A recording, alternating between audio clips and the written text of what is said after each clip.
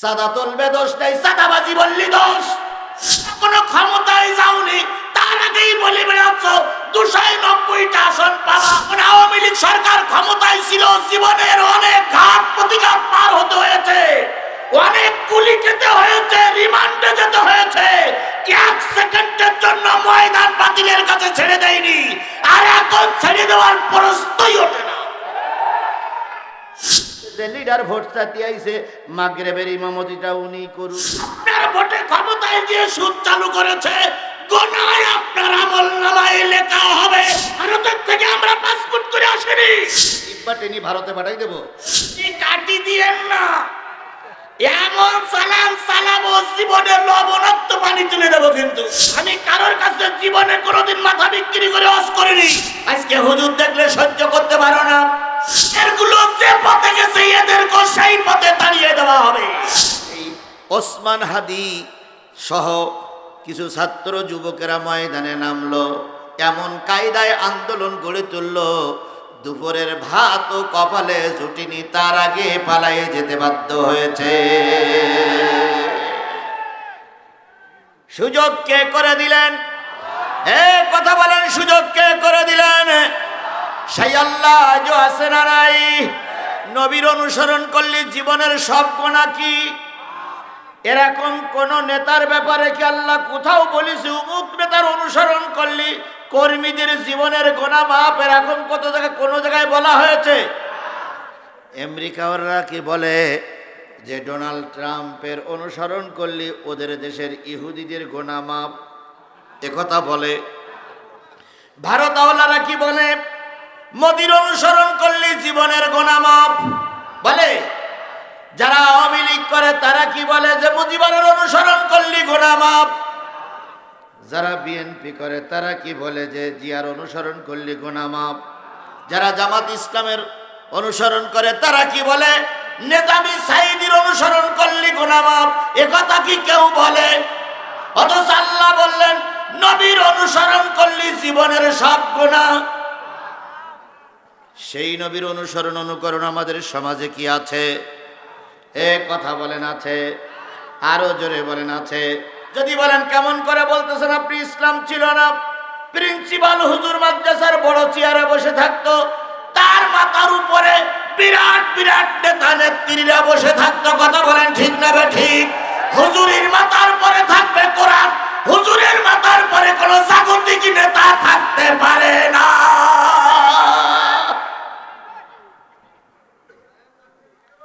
অনেক দিন পরে ওদের তাড়িয়েছি, আবার টার্গেট নিতে হবে আর একজন এসে যেন হুজুরির মাথার পরে না বসে। আর একজন এসে যেন হুজুরির মাথার পরে, হুজুরির মাথার পরে কোরআন থাকবে, আল্লাহর নবীর মাদ্রাসায় কোরআন চলবে, হাদিস চলবে। কোন জাগতিক নেতার ছবি মাদ্রাসায় মসজিদে টানানো হবে না। আগামীতে যারাই টানানোর জন্য নিয়ত করবে, আগের গুলো যে পথে গেছে এদেরকে সেই পথে তাড়িয়ে দেওয়া হবে।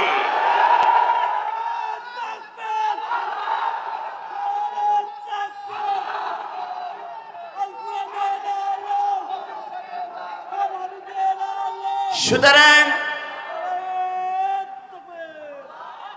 নবীর ভালোবাসলে জীবনের সব গুনাহ কি? কথা বলেন। আপনারা যারা বসে আছেন তারা কি নবীরে ভালোবাসেন? যারা দাঁড়িয়ে আছেন তারাও কি নবীরে ভালোবাসেন?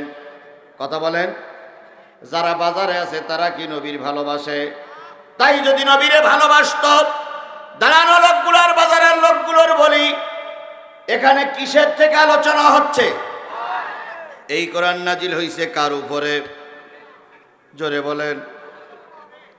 নবী মুহাম্মদ রাসূলুল্লাহ সাল্লাল্লাহু আলাইহি সাল্লামের পরে এই কোরআন নাজিল হইছে। এই কোরআন থেকে আলোচনা হচ্ছে।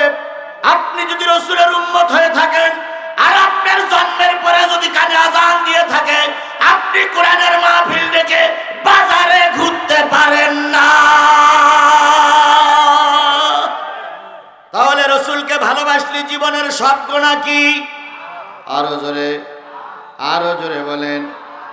আপনি বাংলাদেশের অনেকগুলো রাজনৈতিক দলের একটা দলের নেতা বা কর্মী,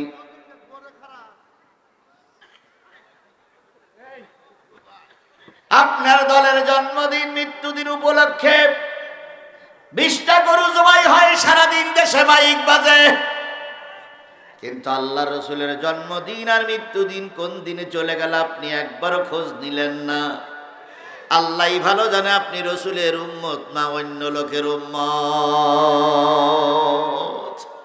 নেতার বিরুদ্ধে কথা বললে গায়ে জ্বালা করে, নেতার বিরুদ্ধে কোনো হুজুর কথা বললে আক্রমণ করেন, অথচ রসুলের বিরুদ্ধে যখন কথা বলা হয় তখন আপনার মুখ চুপ থাকে। আল্লাহর কসম, কিয়ামতের দিন রসুলের উম্মত হয়ে দাঁড়ানো যাবে না। তাহলে আমার অন্তরে সবচেয়ে বেশি যারা জায়গা পাবে তিনি হলেন নবী। কথা বলেন, সেই নবীর নাম ধরার পরে যে ব্যক্তি দুরূদ শরীফ পড়ে না ওই ব্যক্তি বড় কৃপণ। তাহলে আমরা এখন সবাই মিলে রসুলের নামে দুরূদ আর সালাম দিয়ে শুরু করছি, কারোর জবান বন্ধ থাকবে না, সবাই মিলে বলছি সাল্লাল্লাহু। রাসূল আমার ভালোবাসা, রাসূল আমার আলো আশা, রাসূল আমার প্রেম বিরহের মূল আলোচনা, রাসূল আমার কাজে কর্মের অনুপ্রেরণা, রাসূল আমার ভালোবাসা।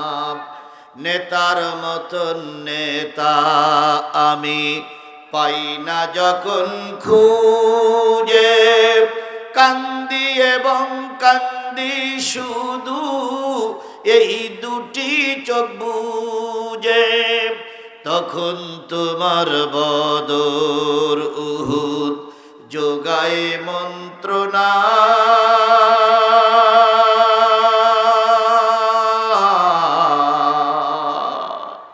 রাসূল আমার কাজে কর্মের অনুপ্রেরণা,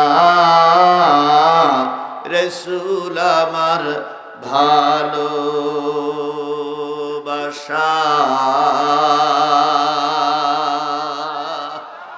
যেখানে ইসলাম থেকে কথা বলা হয় আল্লাহ রসুল বললেন, শোনো আমার সাহাবীরা, আদ-দীনু নাসিহাতুন সালাসা, কুলনা লিমান ক্বালা লিল্লাহ ওয়া লিকিতাব ওয়া লিরাসূলিহি ওয়া লিকিতাবিহি ওয়া লিআইম্মাল মুসলিমিনা ওয়া আম্মাতিহিম। ও আমার সাহাবীরা, তোমরা যখন ধর্মের আলোচনা করবে, ইসলামী জলসা যখন করবে, বক্তা যদি তুমি হও, তোমার আলোচনার ভিতরে 5টা বিষয় থাকা লাগবে। কয়টা? সবাই মিলে বলেন কয়টা? তাহলে ইসলামী জলসায় সর্বপ্রথম কার কথা হওয়া লাগবে? 2 নম্বরে রাসূলের নামে দুরূদ শরীফ পড়া লাগবে। 3 নম্বর কিতাব থেকে আলোচনা করা লাগবে। তাহলে আমরা কি আল্লাহর নামের শুকরিয়া আদায় করেছি? এই কথা বলেন, করেছি? 2 নম্বর, আমরা কি রাসূলের নামে দুরূদ পড়েছি? এবার 3 নম্বর কিসের থেকে আলোচনা করা লাগবে? জোরে বলেন, আরো জোরে বলেন। আমি সেই কোরআনের সূরা মুদ্দাসসির 5টা আয়াত আপনাদের সামনে তেলাওয়াত করেছি। তেলাওয়াতকৃত 5টি আয়াতের বিষয়বস্তু হলো পাপনার থেকে দোজখে যাবে কারা। এখন আমি কোরআন দিয়ে বোঝাবো পাপনার কোন কোন লোক দোজখে যাবে। সেই দোজখে যারা যাবে তাদের ভিতরে যদি টুপিওয়ালারা ধরা পড়ে, মন খারাপ করার দরকার না। আজকে খুব অহংকারী সুরে বসতেছ, খুব অহংকার করে হুজুরদের মুখে তালা লাগাচ্ছ। তোমার চাইতে বড় অহংকার, তোমার চাইতে বড় অহংকারী ছিল নমরুদ। আজকে হুজুর দেখলে সহ্য করতে পারো না, আলেমদের মুখে তর্কি করো। মারার পরে যেন আলেমদের দিয়ে জানাজা পড়াইও নিও না, মারার পরে শ্রীকৃষ্ণ দিয়ে কাজটা সেরে নিও। আলেম দেখলি সহ্য হয় না, মরার পরে হুজুর দিকে জানাজা পড়বা কেন? কৃষ্ণ বাবু দিয়ে সেই দিনে। তাহলে 3 নম্বর আলোচনা হবে কিসের থেকে? কথা বলেন। আল্লাহ বলতেছেন, ওয়াইদা কুরিয়াল কোরআন ফাসতামিউ লাহু ওয়া আনসিতু লাআল্লাকুম তুরহামুন। যখন বক্তা তোমরা কোরআন শরীফ পড়বা, তোমাদের সামনে যখন কোরআনের আলোচনা হবে ওই আলোচনাগুলো চুপচাপ বসে বসে শোনো, লাআল্লাকুম তুরহামুন। চুপচাপ বসে বসে যদি শোনো আল্লাহ তোমাদের রহমত দিয়ে ভরে দেবে। তাহলে তাহলে কোরআন শরীফ শুনতে হবে বসে বসে চুপচাপ। কার কথা? আল্লাহর কথা মেনে চলা সুন্নত, ওয়াজিব, মুস্তাহাব না নফল? এই কথা বলেন, সুন্নত, ওয়াজিব, মুস্তাহাব না নফল? তাহলে আল্লাহ বললেন কোরআনের আলোচনা চুপচাপ বসে বসে শোনো। যারা দাঁড়াই দাঁড়াই শুনতেছেন, ফরজ তরফ করতেছেন, আইসেন সব নীতি গুনাহ লেখা হচ্ছে, তাই দয়া করে গুনাহ আমলনামায় না নিয়ে নেকির আশায় বসে পড়ুন। আমি কারোর কাছে জীবনে কোনোদিন মাথা বিক্রি করে ওয়াজ করিনি। যখন আওয়ামী লীগ সরকার ক্ষমতায় ছিল জীবনের অনেক ঘাত প্রতিঘাত পার হতে হয়েছে, অনেক কুলি খেতে হয়েছে, রিমান্ডে যেতে হয়েছে। এক সেকেন্ডের জন্য ময়দান বাতিলের কাছে ছেড়ে দেয়নি, আর এখন ছেড়ে দেওয়ার প্রশ্নই ওঠে না। নবী বলেন আল কুরআনু শাফিআম মুশাফফা ওমা হিল্লু মুসাদ্দিকান মান জালাহু আমামাহু কদ্দাহু ইলাল জান্নাহ ওমান জালাহু খালফাহু সাকাতাহু ইলান নার। আল্লাহ নবী বলেন এই কোরআন এমন একটা কিতাব যে কিতাব কিয়ামতের দিন কারোর পক্ষে সুপারিশ করবে আর কারোর বিরুদ্ধে আল্লাহর কাছে নালিশ করবে। কোরআন এমন একটা কিতাব কারোর পক্ষে কথা বলবে আর কিয়ামতের দিন কারোর বিপক্ষে কথা বলবে। কে বলেছেন? নবী। কে বলেছেন? সাহাবীরা বলেন ইয়া রাসূলুল্লাহ কোরআন কাদের পক্ষে সুপারিশ করবে? নবী বললেন যারা কোরআনকে ইমাম বানাবে। কে বানাবে? ইমাম সামনে থাকে না পিছনে থাকে? তাহলে কোরআনকে যারা সামনে রাখবে, এই কোরআন কিয়ামতের দিন তাদের সামনে থেকে টেনে টেনে তাদেরকে জান্নাতে নিয়ে যাবে। তাহলে আপনার সামনে কি? মঞ্চে যারা বসে আছেন তাদের সামনে কি? কথা বলেন। তাহলে কোরআনকে সামনে রাখলে অর্থাৎ কোরআন অনুসারে যারা চলবে, এই কোরআন কিয়ামতের দিন তাদের টেনে টেনে কোথায় নিয়ে যাবে? আপনারা কি ভেস্তে যেতে চান না দোজখে যেতে চান? সবাই ভেস্তে যেতে চান। আল্লাহ কবুল করুক। এবার আসুন আমান জালাহু খালফাহু, যারা কোরআনকে পিছনে রেখে চলে যাবে, আল্লাহর নবী বলেন এই কোরআনকে যারা পিছনে রেখে চলে যাবে, এই কোরআন কিয়ামতের দিন ধাক্কা দিয়ে তারা জাহান্নামে নিক্ষেপ করবে। তাহলে কোরআন সামনে রাখলে কোরআন টেনে টেনে কোথায় নিয়ে যাবে? কোরআন পিছনে রাখলে ধাক্কা দিয়ে কোথায় নিক্ষেপ করবে? এখন আপনি জান্নাতে যাবেন কি জাহান্নামে যাবেন, সিদ্ধান্ত আপনার, সিদ্ধান্ত আমার না। 29 নম্বর পারার ৭৪ নম্বর সূরা, নাম কি? মুদ্দাসসির। এই মুদ্দাসসিরের 54টি আয়াত, এরপরে হলো 2টা রুকু। 54টা আয়াতের ভিতর থেকে আমরা আপনাদের সামনে তেলাওয়াত করেছি 40, 41, 42, 43, 44, 45। তাহলে কয়টা? 40, 41, 42, 43, 44, 45। কয়টা? এই 6টা আয়াত আল্লাহ রাব্বুল আলামিন বলতেছে সাকার নামক জাহান্নামে কারা যাবে। এবার বলুন তোমার সোনামানি ফরিদপুরের মুসলমানেরা, জাহান্নাম কয়টা আর জান্নাত কয়টা?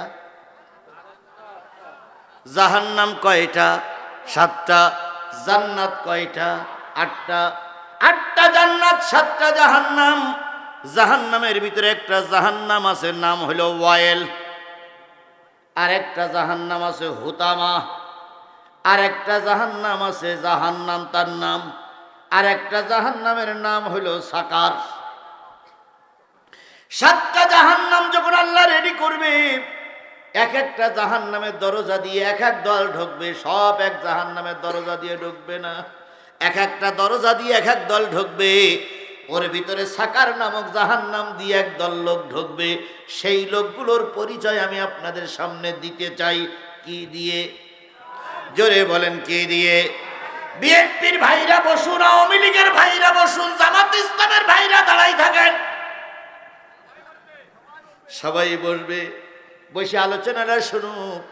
যদি কোনো ইমাম সাহেব এখানে থাকেন দয়া করে হৃদয়ের কান দিয়ে শুনবেন। এখন বর্তমান প্রেক্ষাপটে এই আলোচনাটা আপনি শুক্রবারের দিন করবেন, কোনো দলদারির দরকার নেই। আশা করি বামপন্থীরা ডানপন্থী হতে বাধ্য হবে। যদি কোনো হুজুরি বিয়ে পড়াই থাকে আর যদি জন্মের পরে কানে আজান হয়ে থাকে, ওই মুসলমান কোরআন হাদিসের বিরোধিতা করতে পারে না। তাহলে জাহান্নাম কয়টা? 7টা জাহান্নামের ভিতরে একটা জাহান্নামের নাম কি বললাম? সাকাত। জান্নাত কয়টা? 8টা জান্নাত। এখন তো আমাদের কিছু কিছু লোক বলে আমরা নাকি জান্নাত বিক্রি করে বেড়াচ্ছি। বলতেছে না আমরা জান্নাতের টিকিট বিক্রি করি, এই কথা বলতেছে কি বলতেছে না? এই কথা বলেন, বলছে কি বলছে না? তাদের সম্পর্কে আমার ছোট্ট একটা প্রশ্ন, বাংলাদেশের কোন হুজুর জান্নাতের টিকিট বিক্রি করেছে আমাকে দেখাইয়া দেন। একটা হুজুরের নাম বলেন। এখন আর হুজুরদের নাম বলতেছে না, এখন বলতেছে মেয়ে লোকেরা জান্নাতের টিকিট বিক্রি করে বেড়াচ্ছে বাড়ি বাড়ি দিয়ে। আল্লাহর কসম, আমরা জান্নাতের টিকিট বিক্রি করি না। এখানেও জান্নাতের টিকিট বিক্রি করতে আসিনি, আমরা এসেছি জান্নাতের পথ দেখাবার জন্য। আমরা হুজুররা জান্নাতের টিকিট বিক্রি করি না, আমরা হুজুররা কোরআন হাদিস দিয়ে জান্নাতে যাওয়ার পথ দেখাই। কথা ক্লিয়ার? বুঝলেন তে বুঝবেন, না বুঝলেন তো কসু কসু কসু। আল্লাহ রসুল বুঝাই আবু জেহেলের হেদায়েতের বাণী শুনে হেদায়েত আনতে পারিনি। সুতরাং আমার কথাই যে আপনার হেদায়েত হবে ওটা আমি বলতে পারি না। তবে দয়া করে শুনুন, আমি লোকেশন দিচ্ছি, আলেমেরা বসে আছেন। তাহলে আমি বলতেছিলাম কত নম্বর পারা, কত নম্বর সূরা? ৭৪। ৭-এর পিটি 4, ৭৪। মোট সূরা মুদ্দাসসিরের আয়াত কত? মোট মুদ্দাসসিরের আয়াত হলো, না 54 কেন, মোট মুদ্দাসসিরের আয়াত হলো 5, 10, 2, 52। মোট মুদ্দাসসিরের আয়াত হলো 52। 52টা আয়াতের ভিতর থেকে আমার তেলাওয়াত কয়টি? এবার চলে যান, আমরা যাই সেখানে। এবার আরেকটা আগের সূরা একটু যাই। ওয়াকুনতুম আজওয়াজান সালাসা। সেদিন কিয়ামতের দিন সব মানুষগুলো 3 ভাগ হবে। কয় ভাগ? সালাসা মানে কত? সালাসা রাকাতাই সালাতিল মাগরিবি ফরজুল্লাহি তাআলা, তার মানে মাগরিবির ফরজ নামাজ কয় রাকাত? সালাসা রাকাতাই সালাতিল বিতরি ওয়াজিবুল্লাহি তাআলা, তার মানে বেতের কয় রাকাত? আল্লাহ বলতেছে কুনতুম আজওয়াজান সালাসা। সব মানুষগুলো যখন কিয়ামতের দিন উঠবে, ওই আদম আলাইহিস সালাম থেকে শুরু করে মুহাম্মদ সাল্লাল্লাহু আলাইহি সাল্লামের শেষ উম্মতটা পর্যন্ত সবাই যখন আল্লাহর দরবারে উঠবে, সব মানুষগুলো কয় ভাগ? আরো জোরে, আরো জোরে। ফেরাউন থেকে শেষ পর্যন্ত সব মানুষগুলো 3 ভাগ। এবার আল্লাহ বলতেছে ফা আসহাবুল মাইমানাতি মা আসহাবুল মাইমানা ও আসহাবুল মাশআমাতি মা আসহাবুল মাশআমা ওয়াস-সাবিকুন আস-সাবিকুন উলাইকাল মুকাররাবুন। আমার আল্লাহ বলেন একদল থাকবে আমার আরশের ডাইনে। সুবহানাল্লাহ বলেন। যারা ডাইনে থাকবে তারা সব ডাইনপন্থী। ডাইনপন্থী মানে কোন পন্থী? এই কথা বলেন, ডাইনপন্থী মানে কোন পন্থী? কোরআনপন্থী। ফাসাবুল মাশআমাতি মা সাহাবুল মাশআমা। আরেকটা দল থাকবে আমার আরশের বামে। বাম যারা থাকবে তারা হলো বামপন্থী। কি পন্থী? উলাইকাল মুকাররাবুন। আরেকটা দল থাকবে আল্লাহর জান্নাতের আল্লাহর আরশের সামনে। যে দলটা আল্লাহর আরশের সামনে থাকবে তারা সব নবী রাসূল। এবার বলুন তো, নবী রাসূলদের কোনো বিচার হবে? বিনা বিচারে নবী রাসূলরা কোথায় চলে গেল? এবার দল থাকলো কয়টা? একটা হলো ডানপন্থী, আরেকটা হলো বামপন্থী। ডানপন্থী মানেই হলো কোরআনপন্থী। কি পন্থী? আজকে আপনারা অনেকেই মঞ্চে দাঁড়াই বলেন আমরা বামপন্থী। না না না, বামপন্থী মানে হলো শয়তানপন্থী। বামপন্থী মানে কোন পন্থী? তাহলে আমরা কি শয়তানপন্থী না আল্লাহপন্থী? তাহলে বক্তব্য সংশোধন করে নেন। কোন বৈধ মা যদি আপনার দুনিয়ার মুখ দেখাই থাকে, আল্লাহর ভাষায় আপনি ডানপন্থী, আপনি বামপন্থী দল করতে পারবেন না। বামপন্থী মানেই শয়তান। বামপন্থী মানে কি? আরে পথ হলো একটা, একটা ডাইনপন্থী আর একটা বামপন্থী। তুমি ডাইনপন্থী মানে কোরআনপন্থী, বামপন্থী মানে শয়তানপন্থী। কারা কারা বামপন্থী আছেন একটু হাত তোলেন তো। থাকলেও এখন তুলবে না, খুব লজ্জায় পড়ে গেছে তাই না? আসতেছি তোমার ব্যাপারে, দেখি কদ্দূর আল্লাহ পাক ওষুধ দেওয়া হয়।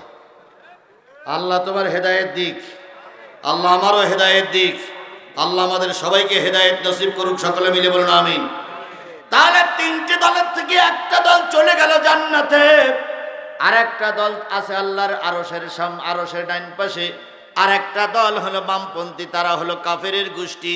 কাফেরের গোষ্ঠীরা জাহান্নামে চলে গেল, নবী রাসূলরা জান্নাতে চলে গেল।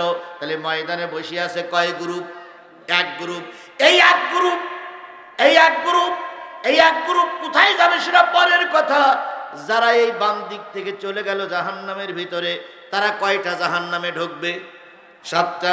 একটা জাহান্নামের ভিতরে যারা ঢুকবে তারা জাহান্নাম, হুতামা, লাজা, ওয়াইল, এই সমস্ত জাহান্নামে ঢুকতে ঢুকতে এবার এক দলকে নিয়ে আসবে জাহান্নামের সামনে, সাকার নামক জাহান্নামের সামনে।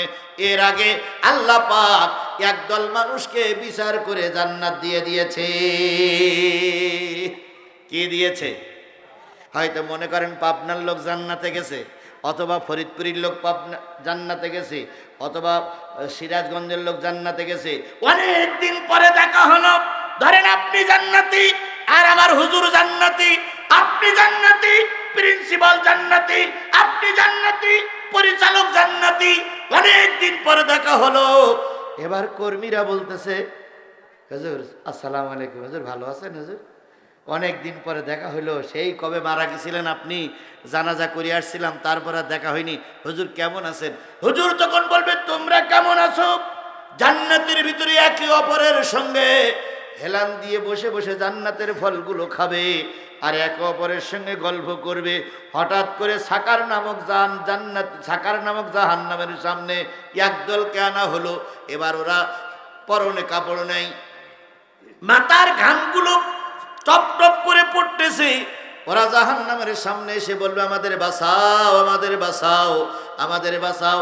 এইবার হুজুররা বলবে, মৌলবীরা বলবে, জান্নাতীরা বলবে, চল তো ভাই দেখি সাকার নামক জাহান্নামের সামনে কারা চিৎকার করতেছে, কারা আর্তনাদ করতেছে, দেখি একটু আসি। আল্লাহ বলতেছেন, ফি জান্নাতিন ইয়াতাসাআলুন।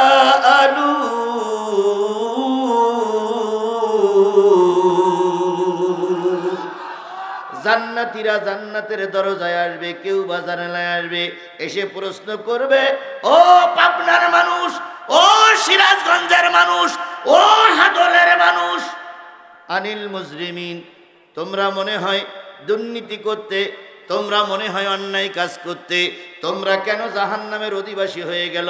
ও মুজরিমরা, তোমরা জাহান্নামে আসলে কেন? ওই লোকগুলো এবার নিচের দিকে তাকাইছিল, এইবার ওপরের দিকে তাকাইবে। ওপরের দিকে যখন তাকাবে তখন জিজ্ঞেস করবে, মা সালাকাকুম ফি সাকার, সাকার নামক জাহান্নামে তোমরা কেন আসলে? তাহলে দুইজনের সঙ্গে কি হচ্ছে? কথা বলেন, দুইজনের সঙ্গে কি হচ্ছে? জাহান্নামের ফেরেশতারা দরজা খুলে দেখতেছে একই গ্রামের লোকে কুশলাদি বিনিময় করছে, একই থানার লোক একজন আর একজনের খোঁজ খবর নিচ্ছে, একই জেলার মানুষ একজন আর একজনের খোঁজ খবর নিচ্ছে। জান্নাতীরা বলবে, তোরা জাহান্নামী কেন? এবার জাহান্নামীরা মাথা উঁচু করে দিয়েছে। ধরে নেন পাবনার মানুষেরা একদল জান্নাতে চলে গেছে, আর একদল জাহান্নাম থেকে এবার কথা কাটাকাটি হচ্ছে। এবার জাহান্নামীরা বলবে, কালু লাম নাকু মিনাল মুসাল্লিন।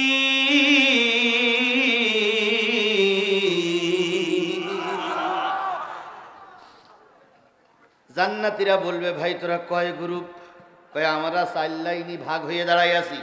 কয় লাইন? এই কথা বলেন, কয় লাইন? কয় লাইনে বুঝলাম, তোর সামনের কাতারে কোন লাইন? এইবার এই লোকগুলো বলবে, কালু লাম নাকু মিনাল মুসাল্লিন, আমরা জাহান্নামে এসেছি এই কারণে আমরা দুনিয়ায় নামাজ পড়তাম না। সেই কারণে আল্লাহ আমাদের কোথায় দেশে, এই কথা বলেন কোথায় দেশে? তাহলে এবার কি আমি জোর গলায় কোরআন শরীফ বুকে নিয়ে স্পষ্ট ভাষায় বলতে পারি পাবনার যারা নামাজ পড়বে না তারা যাবে কোথায়? এই কথা বলেন, তারা যাবে কোথায়? এই কথা বললে যদি রাজনীতি হয়, কোরআন শরীফের এই কয়টা আয়াত তুলে দাও, কারণ তোমরা কোনো ক্ষমতায় যাওনি, তার আগেই বলে বেড়াচ্ছ 290টা আসন পাবা, সুতরাং ক্ষমতা এখন হাতের ঢোকায়, কোরআন শরীফের আয়াত তুলে দাও। যদি কোরআন শরীফে থাকে, আয়াত তুলতে যদি না পারো, আমার আলোচনা বন্ধ হবে না। জিব্বা টেনে ভারতে পাঠাই দেব? আমরা নয় দানা, আমরা মায়ানমার থেকে উড়ে আসেনি, ভারতের থেকে আমরা পাসপোর্ট করে আসেনি, আমরা বাংলাদেশের নাগরিক। তুমি মঞ্চে দাঁড়িয়ে ভোট চাইতে পারো, আর আমার নেতা ভোট চাইলে তোমার পিত্তি জমে কেন? এর নাম কি গণতন্ত্র? এর নাম স্বৈরতন্ত্র, স্বৈরতন্ত্র, স্বৈরতন্ত্র। তুমি তোমার নেতার জন্য দোয়া চাইতে পারো, আর আমি হাদিস জন্য দোয়া করলে তোমার মুখ টুক কালোই হুক। তুমি আগে দোয়া চাইলে কেন? তুমি আগে দোয়া চাইলে কেন? তুমি আগে তোমার দলের পক্ষে কাজ করার জন্য মানুষকে উদ্বুদ্ধ করলে কেন? তাহলে তুমি তোমার দলের পক্ষে কথা বলতে পারো, আমি বললি এত গাজালা করে কেন তোমার? গণতন্ত্রের দেশে সবাই কথা বলতে পারবে, কথা বলেন ঠিক নেবে ঠিক? একমাত্র স্বৈরাচার আওয়ামী লীগের ওলারা কারোর কথা বলতে দিত না। এখন তুমি কথা বলার পরে আর একজন কথা বললি তোমার যদি গায়ে জ্বালা করে, বুঝতে হবে নিশ্চয়ই আওয়ামী লীগের রক্ত তোমার শরীরে, তাই তুমি স্বৈরাচারী ভূমিকা পালন করছো। এই জন্য তুমি কথা বলবে, আর একজনকে কথা বলতে দেবে না। এটা স্বৈরাচার, স্বৈরাচার, স্বৈরাচার। স্বৈরাচারী ভূমিকা যারাই পালন করবে, সাদা কাগজে লিখে রাখো, আওয়ামী লীগ গেছে যে পথে, তোমরাও যাবে সেই পথে। বাংলাদেশ গণতান্ত্রিক দেশ, এখানে কোনো স্বৈরাচারী কায়দায় আর কাউকে ক্ষমতায় আসতে দেওয়া হবে না। এই কথা ঠিক না বে ঠিক? এই কথা ঠিক না বে ঠিক? জামাত ইসলামও যদি স্বৈরাচারী ভূমিকা পালন করে, জামাত ইসলামকে বাংলাদেশের থেকে বের করে দেওয়া হবে, কারণ বাংলাদেশ গণতান্ত্রিক দেশ, কোন স্বৈরাচারীকে মাথা উঁচু করতে দেব না, দেব না, দেব। কয় শ্রেণীর মানুষ জাহান্নামী? এই কথা বলেন। সাকার নামক জাহান্নামের সামনে দাঁড়িয়ে আছে কয় গ্রুপ? আরো জোরে কয় গ্রুপ? প্রথম গ্রুপ কারা? ক্বালু লাম নাকু মিনাল মুসাল্লিন, যারা বেনামাজি। প্রথম কয় লাইন দাঁড়িয়ে আছে সাকার নামক জাহান্নামের সামনে? কোন সূরা? সূরা মুদ্দাসির। কয়টা আয়াত? কয়টা বলেন, বলেন, বলেন, কয়টা আয়াত? কত নাম্বার? 40, 41, 42, 43, 44, 45, 6টা আয়াত। 6টা আয়াত আল্লাহ রাব্বুল আলামিন বলতেছে কয় শ্রেণীর মানুষ জাহান্নামের সামনে দাঁড়িয়ে আছে। এই সবাই মিলে বলেন, 4 শ্রেণীর মানুষ জাহান্নামের সামনে দাঁড়িয়ে আছে। তার ভিতরে প্রথম যারা দাঁড়িয়ে আছে তারা কি? ক্বালু লাম নাকু মিনাল মুসাল্লিন, আমাদের দোষ হলো আমরা কি করতাম না, নামাজ পড়তাম না। তাহলে বেনামাজি যদি জাহান্নামে যায়, তাহলে আজকে আওয়ামী লীগ, বিএনপি, জাতীয় পার্টি, জামাত ইসলাম, এদের ভিতরে যারা বেনামাজি, যেই দলের ভিতরে বেনামাজি বেশি, ধরে নিতে পারি এই দলটা জাহান্নামী দল।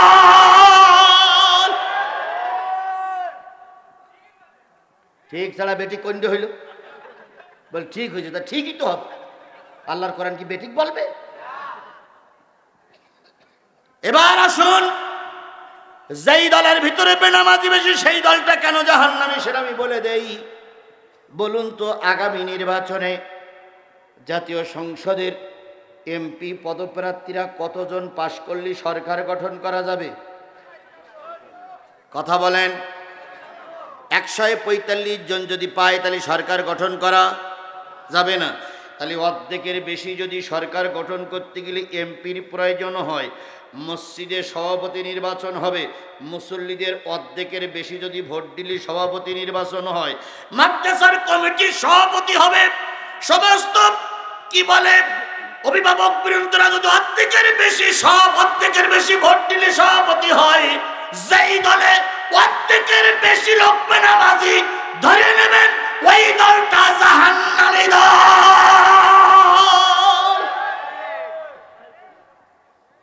আমি একবারও কিন্তু কোনো দলের নাম এখনো মুখে উচ্চারণ করি নাই।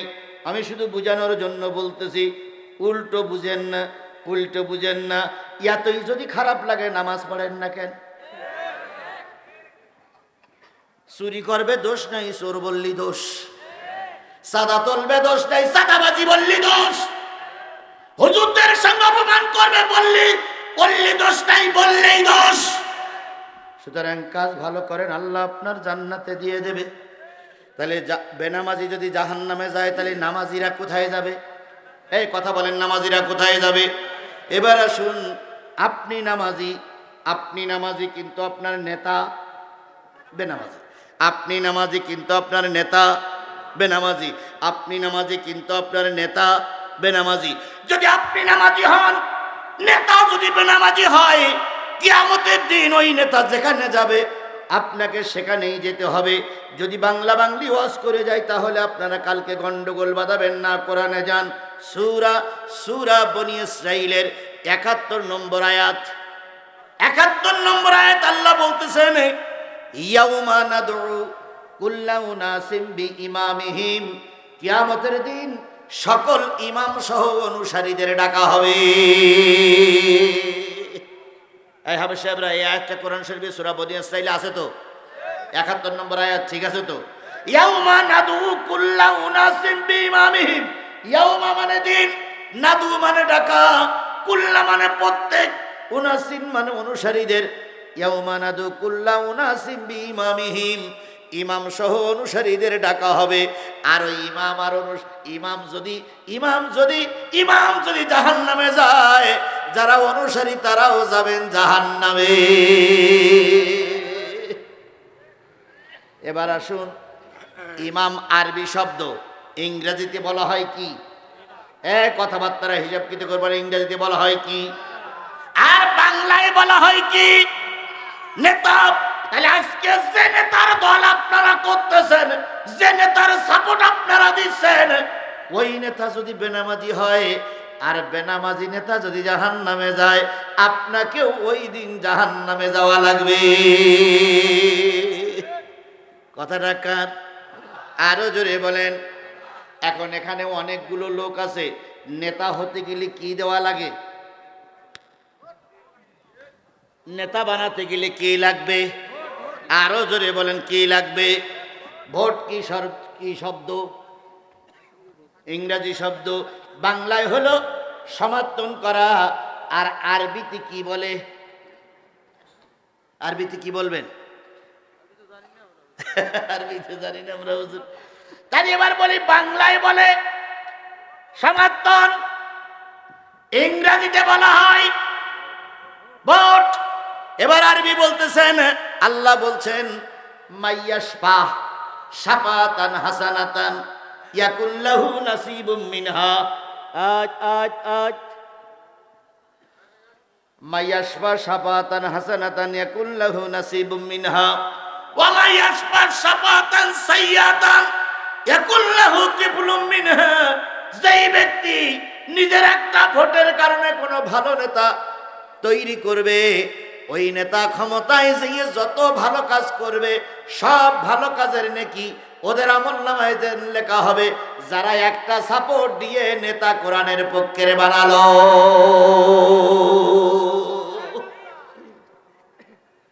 আবাইয়াশফাউ শাফাতান সাইয়্যাতান মানে খারাপ। যদি একটা সাপোর্ট, একটা সিল, একটা টিপির মাধ্যমে কোন খারাপ নেতা ক্ষমতায় যায়, সমস্যা হচ্ছে। এই তিনজন লোক উঠলো কেন? হাই হাই,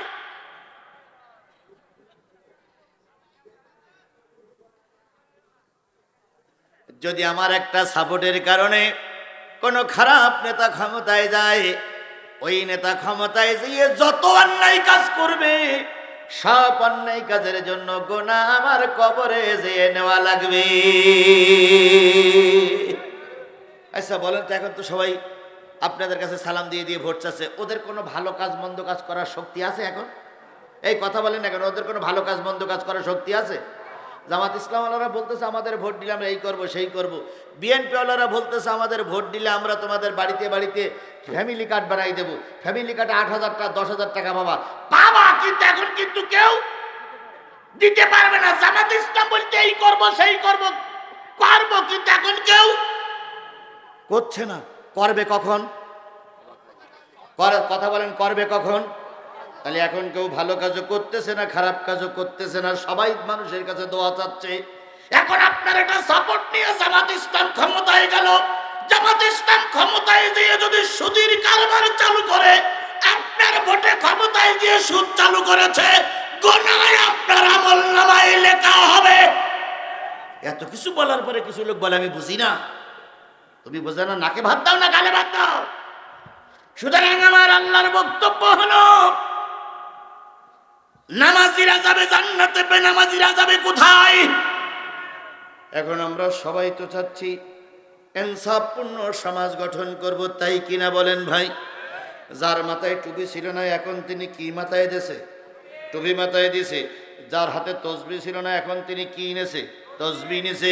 যিনি মসজিদে মোটেও যেত না এখন তিনি 8 ওয়াক্ত 6 ওয়াক্ত নামাজ পড়তেছে। তিনি এক আসরের নামাজ 2-3 বার করে পড়ে। এলাকায় যেয়ে ওনার কাছে দোয়া নিতে গেছে, যেই দেখি মসজিদের কোণে বসে সুবহানাল্লাহ সুবহানাল্লাহ সুবহানাল্লাহ সুবহানাল্লাহ জিকির করতেছে। করুক ভাই, মসজিদে দোয়া করা ভালো, টুপি মাথায় দেওয়া ভালো, জিকির করা ভালো।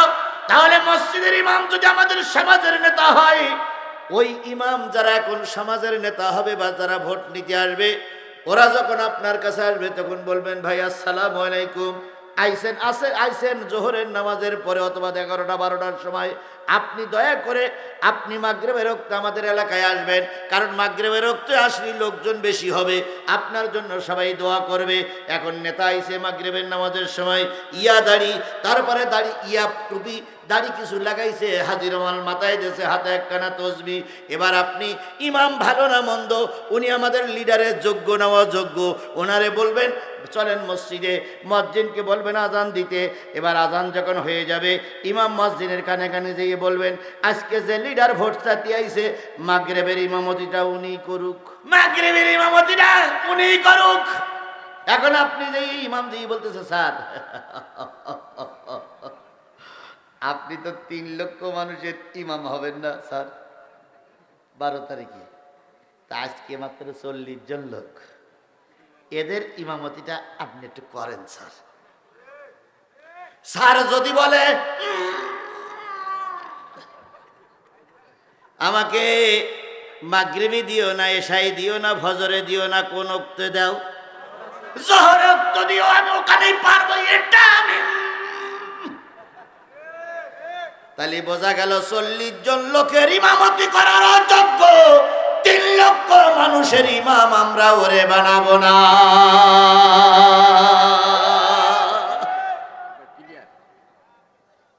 কথা কি বুঝতে পেরেছেন আমার কথা?